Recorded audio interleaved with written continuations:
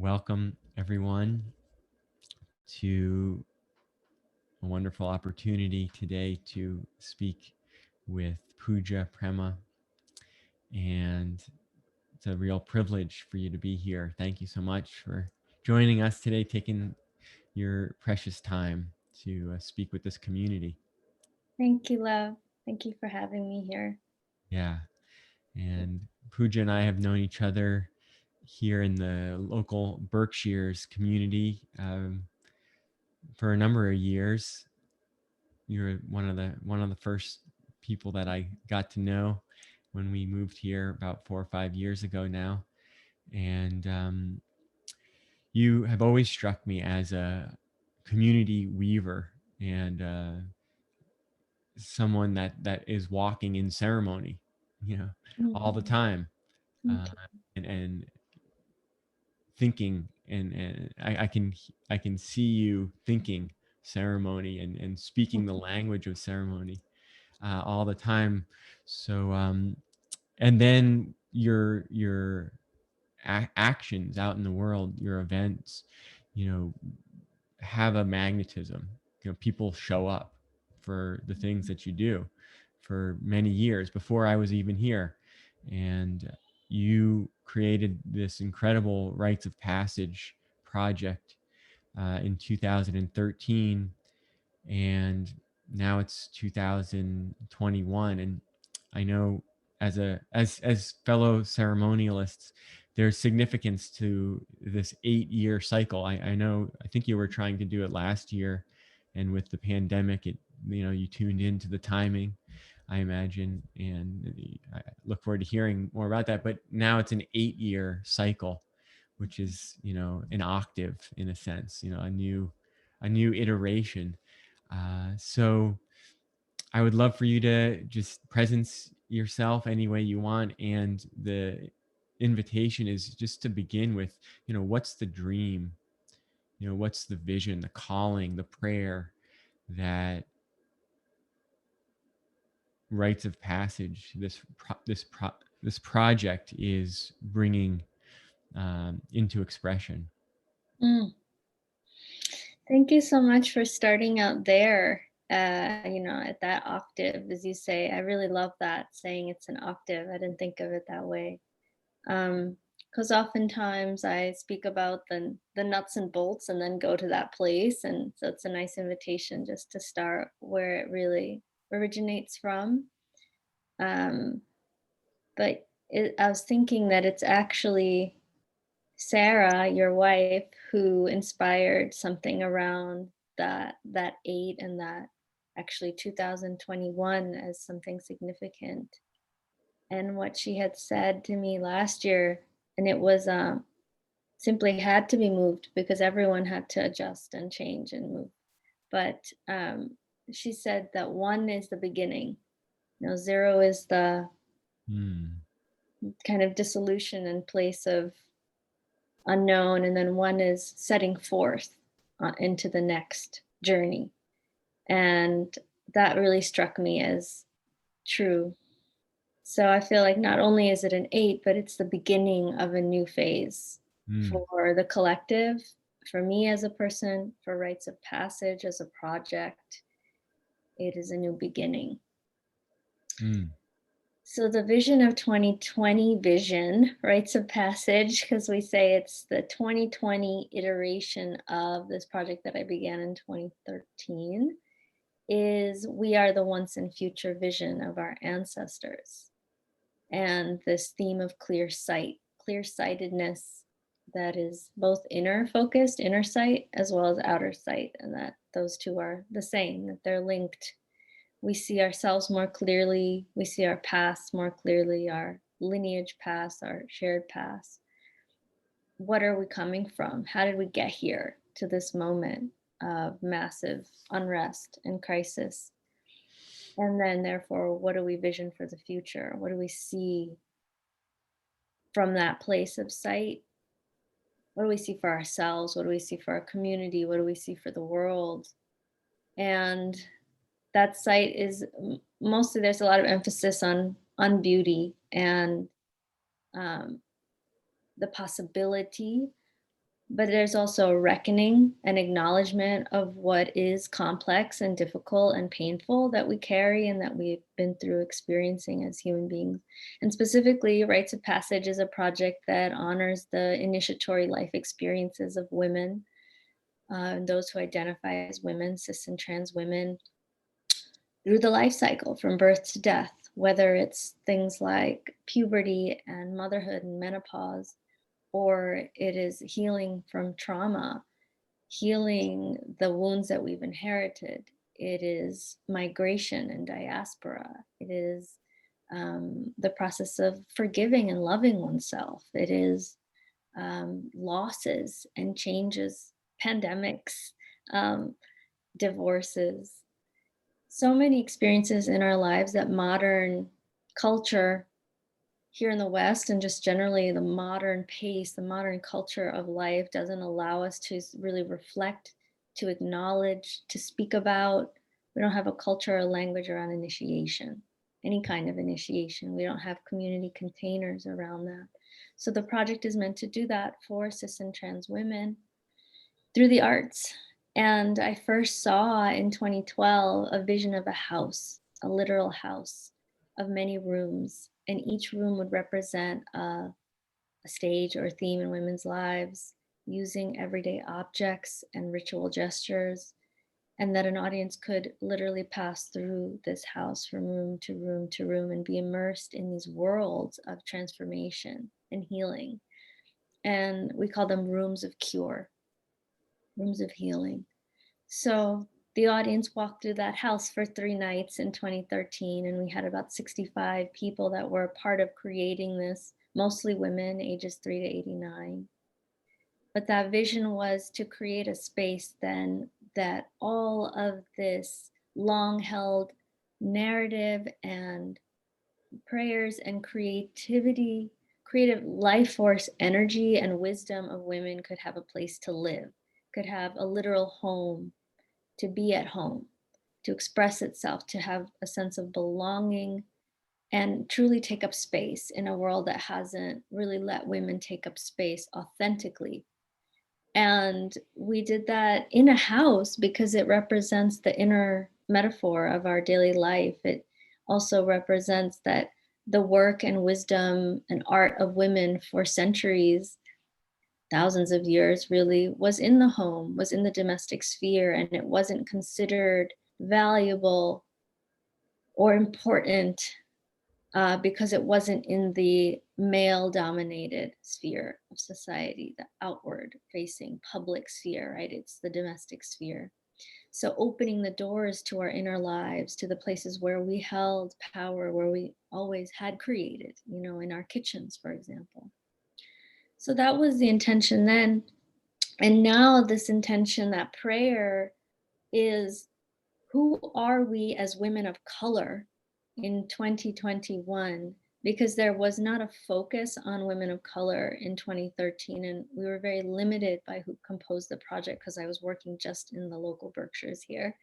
And as a woman and a person of color, I needed to speak in this moment to women of color, to Black women, Asian women, Indigenous women, Latinx women, Middle Eastern women, and bring us all literally under one roof.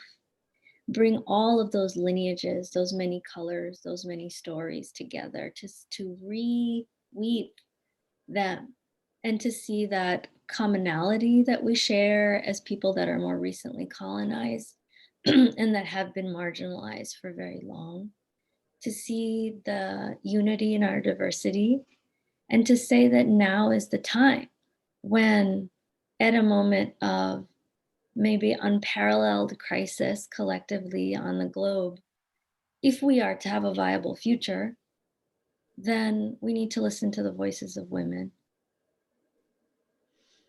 And we need to listen to the voices of people of color, of the global majority. And we need to listen to the ancestors and all of our ancestors. Ultimately, the prayer that I believe all of our ancestral lineages are carrying is the same prayer, and connects to what I like to call the perennial wisdom heritage of humanity. And can, in this moment, we tap into that perennial wisdom of humanity, that wisdom heritage, that birthright through the the pathways that are held by women of color, women of color's leadership, women of color's creativity, how we have been tending literal and metaphoric seeds for centuries, for decades, and that we have literally sustained generation upon generation by saving these seeds, these literal and metaphoric seeds. Yeah, thank you. Thank you. And just to add to that, that it's not been easy, that it's been very hard. We have faced erasure and enslavement and massive loss and repressed grief and forgetting of our languages and our ways. And that I find people of color at an amazing forefront of that collective remembering. That we, I think, more recently colonized people, we feel it very deeply, this pain. We have to reckon with it. Whereas I find a lot of folks that are white are numbed out. And I don't think as much Jewish people, because they have faced a similar, your people displacement for a long time. And so, however, a lot of European peoples, they have been so profoundly colonized and so profoundly displaced for so many thousands of years that they are disconnected from their roots. Those original sacred ways and those prayers and those songs and those languages are not remembered anymore. It's easier for me, in a way, as a colonized Indian woman, to do the work of remembering that. It's incredibly hard. It takes so much fortitude and will to keep remembering the prayer of my own ancestors. But I don't have to go thousands of years back. It's there. I can touch it. I can go back home and I can feel the land. I can gradually piece it together. So I think in that way, as people of color, we feel both this burden of carrying this collective grief and this collective pain of colonial oppression, but we also feel blessed to have access to the tools and wisdom lineage, even though it was denied us and forgotten, even though our parents and our grandparents and our great grandparents had to, out of survival and out of choice, leave those things behind. We could go and recover them now. And I think Rites of Passage 2020 Vision is a house of that remembrance of the ancestral prayers and wisdom. And bringing together, as I said, all of these lineages, all of these wisdom ways and women, all of these ancestors. I feel like I'm doing this because the ancestors have asked for it. And the women that are drawn, so right now we're 65 women of all different walks and ways and ages and ethnicities, are drawn to this, I really feel, because our ancestors. It's not an easy project.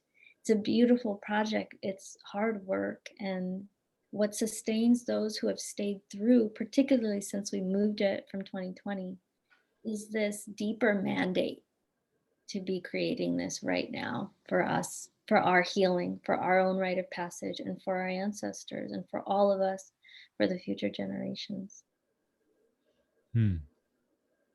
Yeah, thank you, Pooja, for listening to that mandate like that. And I got chills when you said, to create a viable future, we need to listen to women and women of color. And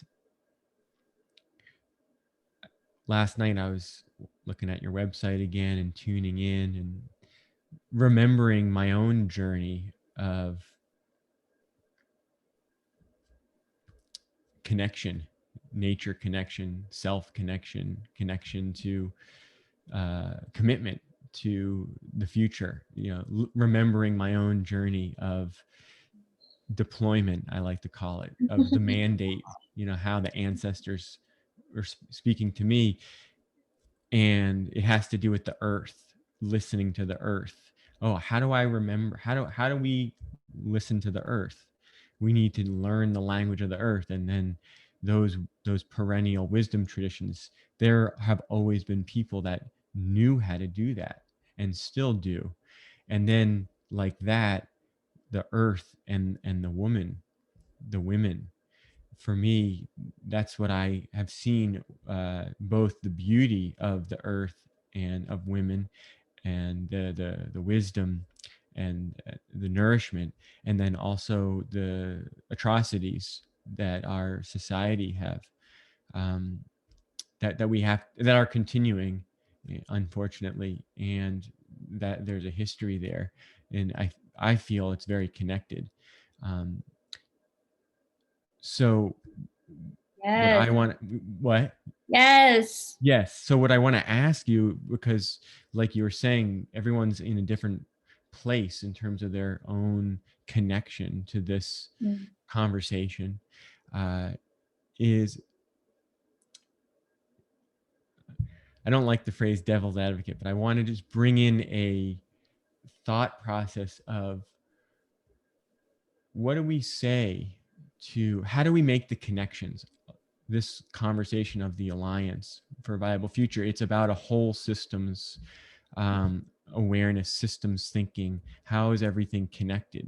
What Mm. my the inner callings of my heart, the mandate, the ancestors, all of these intuitive, personal, deeply personal, experiences, ceremonies. How is that connected to, you know, drawdown of carbon dioxide to 1.5 Celsius, and the scientific community that says this is what needs to happen, and to the, you know, triple bottom line businesses, and to the policies and government, and to the this and the that, all the different, in the educational reform. How are these things connected? In other words, how does what you're doing, recently someone said, reminded me of this phrase, grow corn. How does Rites of Passage, this project, grow corn for the future? Because in this mindset here of the Western world, we still have that, analytical, cutting mind that we need to at least speak to, in order for it to relax into a space of Mm. seeing the relationship between things and seeing the connections. So I want to invite you, if you can help us in that way. Thank you for bringing in so much rich awareness into this question. It feels like just opening a door into the vastness of our collective experience. So I'll try my best. I wanted to begin by thanking you for also bringing the earth in, because that is the foundation for it all, for this project, for my work. Like when I speak of the ancestors, I remember in my personal journey when I was first tapping into this concept of the ancestors. I think a lot of times people, it is a literal thing. We have lineages. We were born into lineages of people with stories and places. And in my work as a ceremonial leader, as a guide for groups in transformative process, I do a lot of work around ancestral healing, and it is literal. Um, but it is also everything. Our ancestors are everything. And to me, it's not a concept, it's a direct lived experience that the ancestors are everything. The ancestors are the earth, and everything is the ancestors. And I'm only speaking, and I only have the gifts I have because the ancestral energy of life, of creation, gave those things to flow through me. And so the ancestors are Mother Earth. That is, our ancestor is this planet. And we live in a way, all of us, for the most part, where we don't recognize that we come from this place. We come from ancestors, meaning ultimately we come from this place, this planet, and the profundity of that. I like to say that the earth is a garden. It is this garden, a garden of Eden, possibility. That's the prayer, I feel, in all of our lineages, to remember the Garden of Eden that is Mother Earth. But we forget, we're displaced from that awareness that we belong here, that this is our home, that we can have a home here, that we can live in a garden of abundance. And so I think, how do we remember that wholeness, that story, that weave, that garden? How do we remember to be keepers of a garden, as opposed to just people that visit here and leave without a relationship of reciprocity? And I think we act as though we come here and then we're gone. That's it. Okay. As that awful saying, like, wham, bam, thank you, ma'am. I'm gone. I'm out of here. Our humanity's patriarchal relationship with woman and earth and ancestors is all one thing. We don't have reverence because we're disconnected from mother. And how do we reconnect? I think every possibility of a viable future and transformation on every level is dependent on our individual and collective reconnection, remembrance with that wholeness, with that sense of this planet being our mother, and what will help us remember that. Like, Goddess bless anything that helps in that remembering process, because without a true remembering that each individual experiences within themselves, it remains a concept, an abstract, something that we have to do or make happen in the world outside of us. I feel the true transformation, what we're doing here, I like to say the human project, is we're trying to make that journey whole inside and outside. And it's like a both and. It's not just that we do the outer work of doing drawdown or we do the inner work of self-healing. We've got to do both simultaneously. We've got to deconstruct this patriarchal notion that tells us that we're not good enough and we don't belong here and we don't have enough to sustain our dream, as much as there's not enough resources to go around. The problem is that we have a system, as you know, and a consciousness that makes it so only a few people have a lot, and a lot of people have almost nothing. And that greed, that ultimately we can call it white supremacy culture, we can call it colonization, we can call it capitalism, we can call it patriarchy, we can call it extractive culture or power over dominator culture. But all of those things have to do with that we're disconnected from this planet, right? We're disconnected from our sense of a shared heart, a shared life force. Without you, I wouldn't be here. So any notion of separation, that I'm separate from you, that I can live this life without you living a good life, is delusional, right? Ultimately, we are straight up delusional, running around as human beings, like, and what will heal that disconnection, that delusion? Bringing it to rites of passage, I feel that the arts are something that, with consciousness, can make that connection for people, can make it real, can make it tangible. But ritual does that, and ceremony does that. And so a ceremonial way of approaching art is what we're doing, is what I'm doing, is what all of our ancestors at some point were doing through performance and visual art and music. Those were modalities that allowed us to remember why we're here. Those were truly what the arts were and are. They're not entertainment.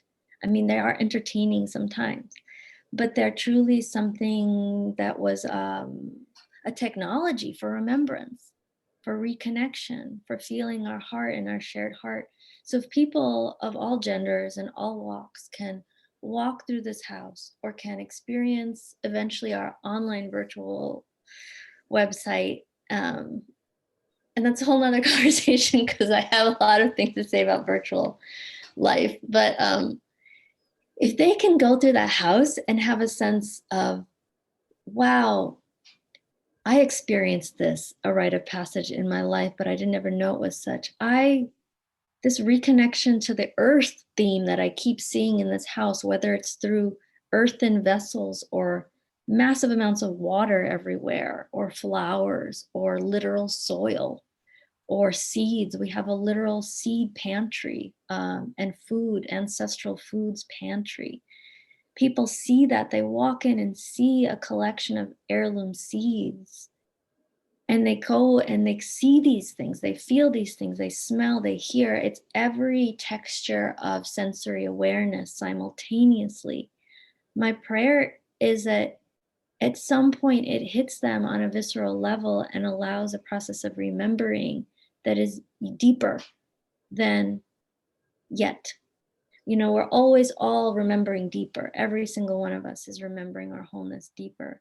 So that is the ultimate prayer of this house, is that it could help people remember that reconnection to the earth, remember that reconnection to what is it to be a woman? What is it to be in a body that is feminine? What is it to have a woman in one's life? What is it to have come from a human being with a womb?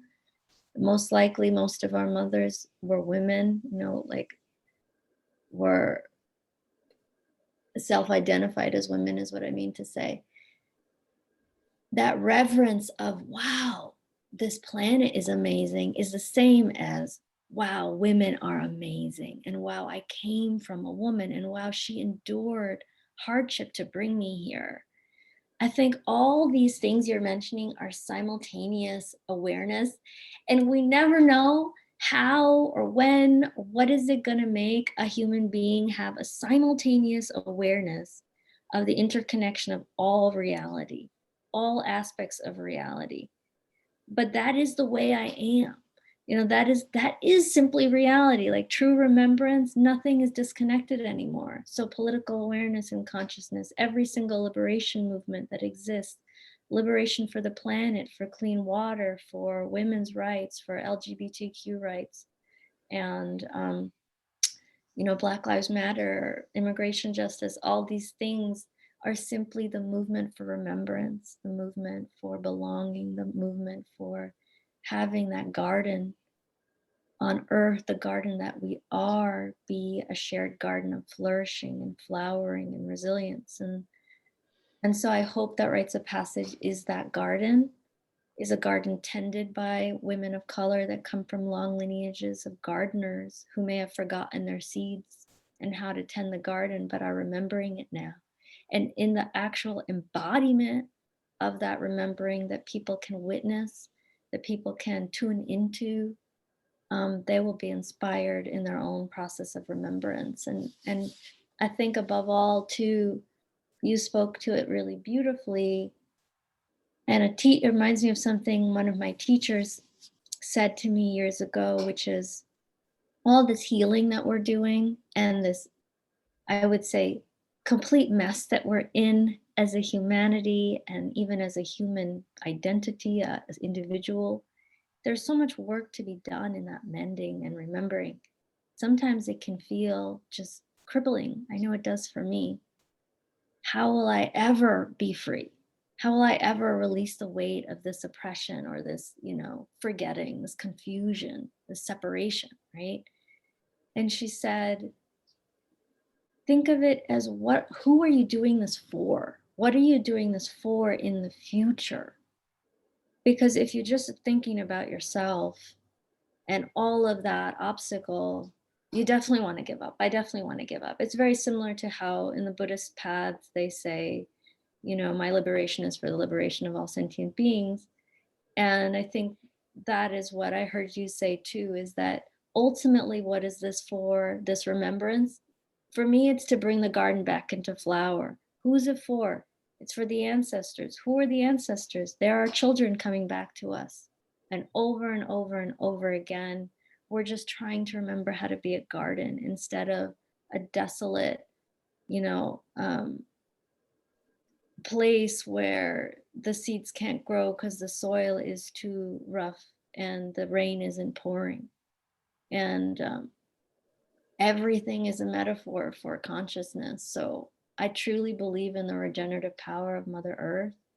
I truly believe in the power of seeds.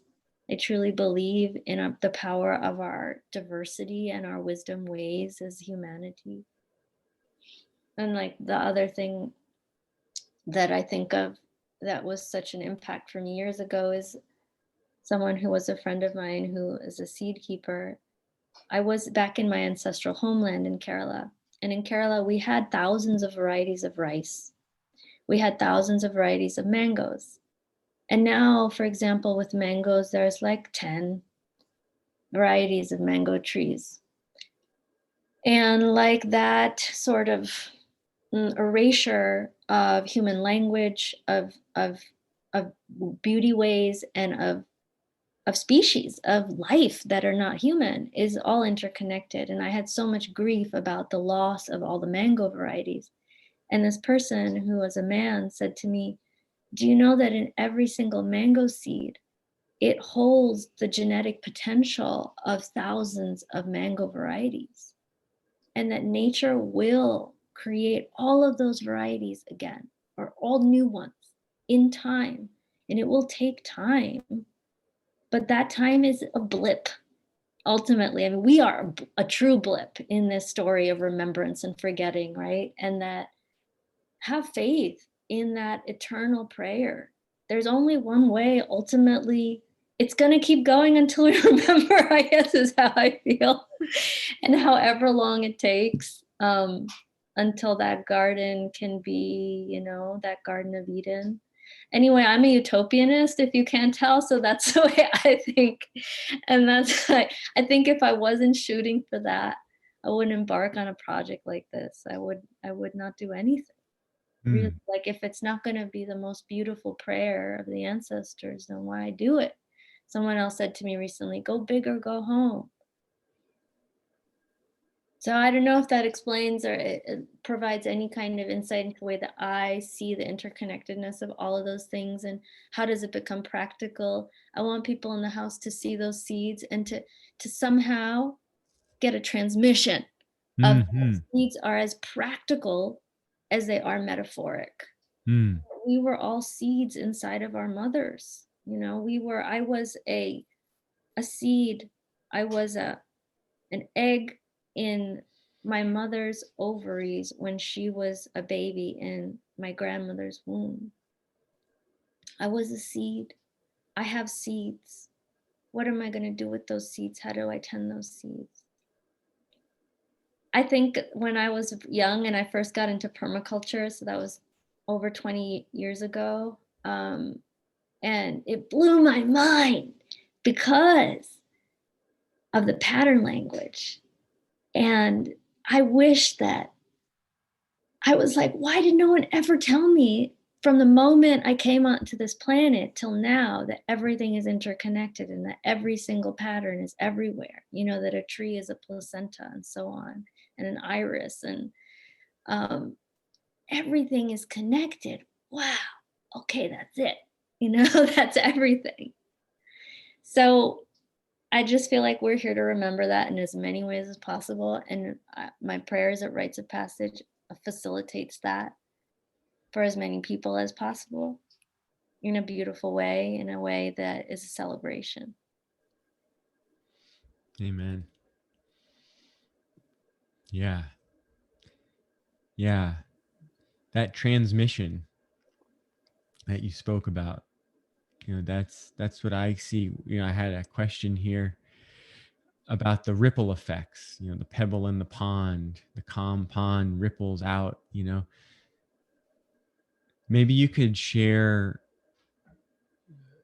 a story, maybe it's a future story of between August 13th and 17th of 2021. There's going to be, I guess, 4 days, 5. 5 days where the house is open, and people are going to be streaming in with masks or no masks. I'm not sure at that point, but people will be entering a physical home in Pittsfield, Massachusetts, that you are renting for this project. with 65 other women who will also be there. Yes. Yes. Not all of those 65, but there will be about 60 people involved because they're on site as well. I mean, Yeah.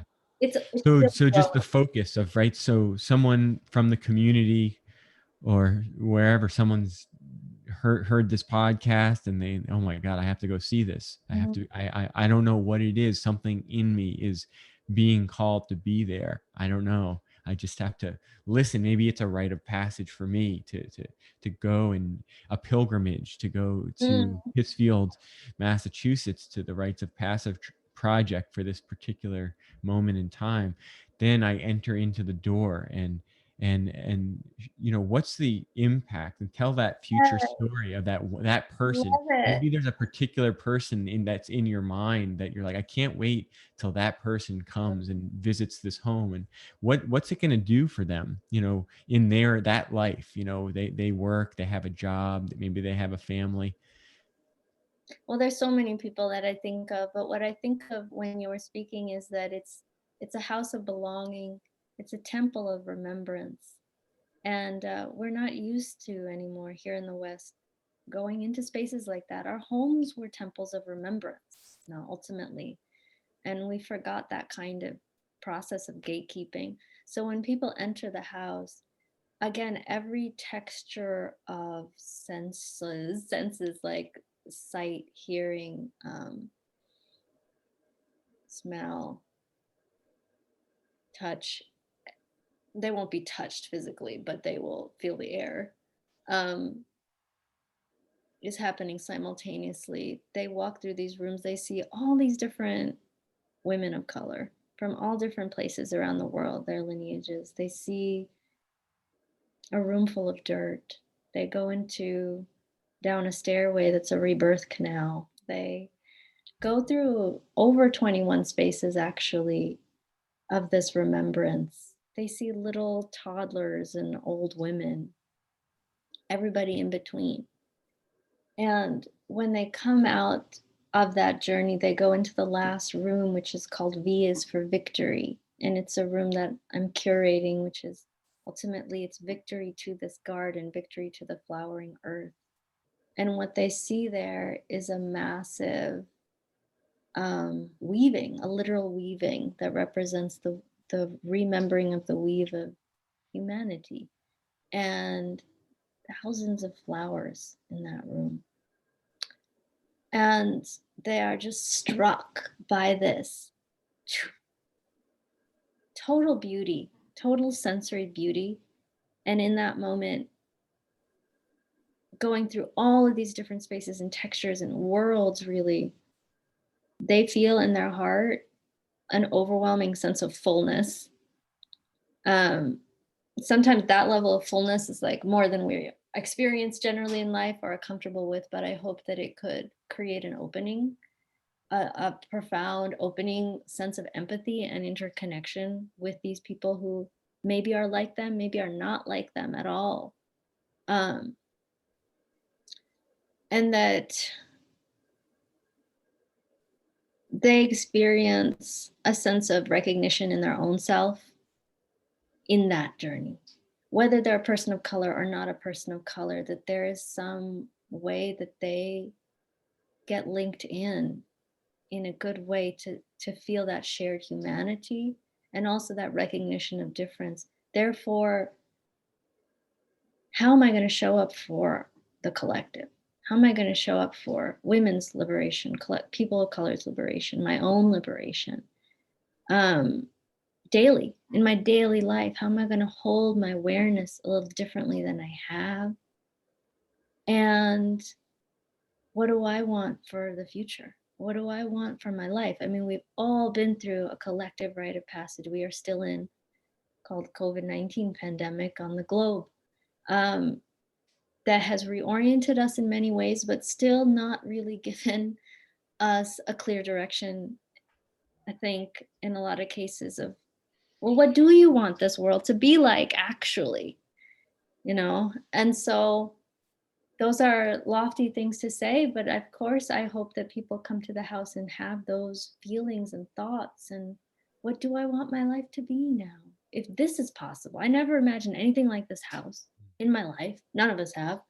I mean, I have, but um, I've never imagined anything like this house. I'm blown away by the beauty here and the power of the women here and the levels of remembrance that are all simultaneously coming together. And I feel it. I can't even cognize it. I can't make sense of it with my mind. It's just went straight to my heart. And now I'm feeling things I maybe haven't felt. And I'm wondering things about my life and our future that I haven't thought or felt necessarily ever in this way.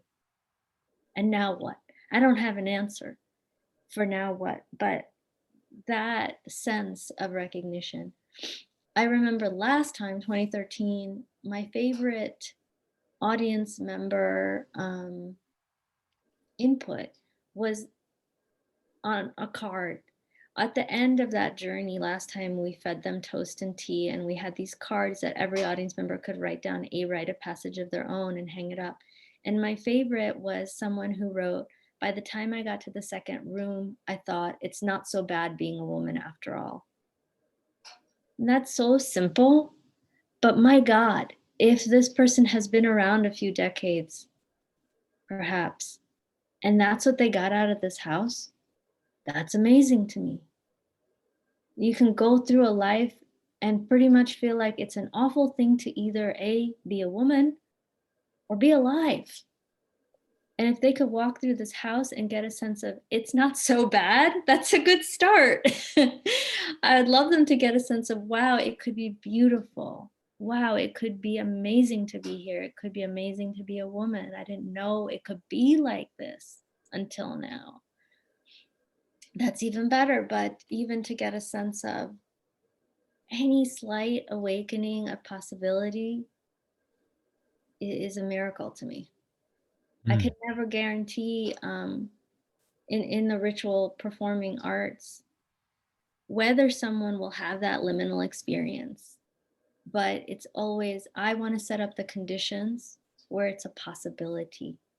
Mm. And that would be my hope, is that as many people as possible could go through this house and have a liminal experience of remembrance and possibility and connection, um, through the senses, through sensory awareness, through direct experience, not as a concept, but as lived, remembered experience. Mm. Mm. Because otherwise, I could just write about it, Mm. you know. Yeah. But there's something about actually being in three-dimensional reality Mm. with other human beings in space and time, together in a collective, shared transmission. Thank you. Yeah, as you were speaking, I was thinking that piece right there. I think it's even more significant now as we're, God willing, coming out of this pandemic, right? This isolation, uh, rite of passage for our planet, our humanity. And as you were speaking, I was thinking about a teaching that one of my elders, native teacher, shared many years ago about, actually men coming home from war, from Mm. battle, and that, there's a ritual for that, for getting ready for war and changing your consciousness and your body and your image of yourself so that you can do what needs to be done, and then to come back and realize I'm not there anymore, I'm back in the community. And what the women did to support the men to transition so they would leave the violence out there and not bring it back into Mm. the community. And that's what Mm. just came to me when you were talking about the house, actually, is that healing energy of that house, that all of us, that's in the old days when the gender, roles were so, in some ways, it's still the same, and in other ways it's much more fluid, but we're all, in a sense, in War. in a battle, of this modern industrial Yes. machine that we have to, there's damage to our psyches and our nervous systems from dealing with the day to day in this the stress of all of it, right? That's a whole nother podcast. But then to be brought in to a multi-sensory experience of remembering, like some beautiful phrases, a temple of remembering, different things that you said like that. And so for all of us, that softening that can happen, in the softening of the heart, to actually allow that to come in, and then the transmission of some revelation, some insight that, like you said, you don't know where it's going to go, but it goes in,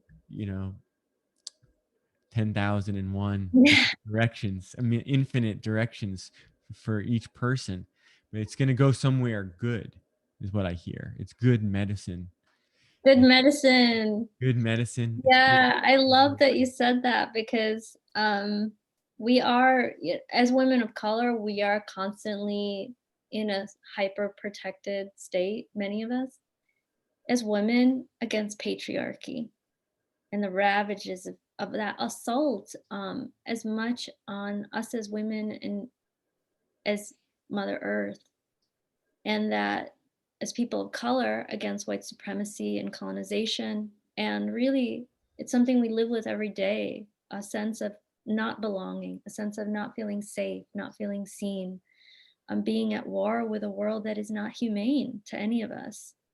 And so to come in this space, it's incredibly vulnerable, um, to do this, to say that everyone is welcome in this space, a space that is supposed to be safe for us as women of color. To say that everyone, men, white folks, everyone is welcome here is quite a radical thing to do. To open up a BIPOC space like that. But there is a sacredness that you're talking about. It is a lay your weapons down here at this door. You know, those who will enter must come in reverence and care. Um, that is a really profound thing. So I'm just taking that in. We are not able as human beings to come into sacred spaces like that very often, period. But to come into a space that is held by women of color for the remembrance of the feminine principle is an invitation, not just for those who identify as women to relate to what is feminine in our world. And I would say the garden is so much of what makes a garden grow, is a feminine element. The force of life is like what makes a baby grow in a mother's womb. I mean, that's all creation, right? But the mother is holding that, is the woman is the space of that growing, that becoming. And so we're holding a space for people, all people, to reconnect with the feminine essence of life. Because we all have it. We're all feminine and masculine. But we live in a world that denies that, and that makes us, like you said, hard, makes us the warrior. We don't get to soften very much in the life and connect with our, I mean, the feminine isn't just soft, it's fierce, it's everything. I mean, or it's a whole spectrum, but we don't get a chance to really see the spectrum either. So I think it's an invitation to lay down those weapons and to enter a sacred space of remembrance, and also to really explore those rooms within our own consciousness, within our own being, within our own experience. Like, as a woman, we have all these different rooms. We have a motherhood room, whether or not we're ever a mother to another. We have eventually an elder room. We have all a childhood or girlhood room behind us. And when are we ever given the chance to fully inhabit those spaces, to recognize, to honor, to celebrate all of who we are, not just a part of what the world wants us to be? Mm. So that's also an invitation to really be intimate, you Mm, know. yeah. Thank you. Um, I had a well, quote that I wanted to read aloud. okay. I don't know if I can find it. Here it is. Can you hold it as your maybe as your Oh, final. yeah, sure. I have one more thing just to wrap up, and then I want you to share your quote, just to create some suspense. Um, so I know for myself, leadership is about putting my feet underneath it, whatever thoughts, whatever dreams, whatever prayers. So we probably wouldn't be having this conversation unless you were actually doing this. You know, if it was just an idea that you had, and it's like, oh, this would be so cool, but you've crossed the line. You've taken a rite of passage. You've made one. I is my sense. You know, of stepping across the threshold of, I'm going to create this. And that takes courage. That takes, I imagine, if I was thinking about you, that's when I have to do something that's big, that feels big. It takes courage for me. That's been my experience. So just want to acknowledge you for that. And I know for myself, one of the biggest challenges is the money part. Is like, whoa, how is this really, like, I want to acknowledge all these people, and it takes money. That's part of the language of what makes things happen in the world. So I just want to appreciate you for, you know, the risk and the courage. And I want to share with our listeners that there is a budget to make this happen. It's an artistic idea, and it's in physical reality. And even if it was only in virtual reality, it would still have a budget. uh, but so there's a fundraiser that I wanted to make everyone be aware of on GoFundMe, and I just wanted to give you a moment to speak about that, and both the courage that it takes to do that, and then the actual practicalities of people giving people an opportunity to practice generosity in this moment. Thank you for bringing that in such a good way. It's actually a platform called Chuffed, not GoFundMe, that we're using currently. And uh, Chuffed, we are a nonprofit, so all the donations are tax deductible. And Chuffed doesn't take money from your donation, but it does add money on top. And so when you go to give us a donation, you have an option to say, okay, I'll extra support Chuffed or not. But most people don't see it. So I'm like, oh. Anyway, that's something. I'm jumping ahead, but we're crowdsourcing at this point because we have a budget of $200,000, which is actually very modest for, I say 65 people, but it's actually going to be, ultimately more than that. But production team, about 20 people. I mean, dozens of artists documenting this with video and photography. Making sure that there's support that's also emotional and energetic support for everyone. Materials, renting the house, housing all these women. 200,000 is like, oh. So we have about half of that after a year of fundraising. And now, Congratulations. thanks, we need the other half. I will say that your focus on leadership is much appreciated because I am someone who has been put in a leader position. Yet I am an introvert, and a lot of my inquiry with this project and in general is, what does feminine leadership look like? What does it look like to be truly inclusive, to be collaborative, to be creating space for things like self-care? And it's a challenge because the paradigm we live in a capitalist settler colonial society is very much do, get it done. So it's definitely a challenge to embody leadership that is really new paradigm, but that is the intention. And with the fundraising, on many deep levels, I am not coming from a place in this lifetime that has prepared me or that has ever ennobled me to ask for large sums of money. Um, Asking for 200 or inviting $200,000 is regarded as ambitious by a lot of people. And I was speaking to a woman last week who said, it's never ambitious when a white man fundraises that kind of money or millions of dollars. It's ambitious when a woman tries to do it or when a person of color tries to do anything that is large scale or going to affect collective change.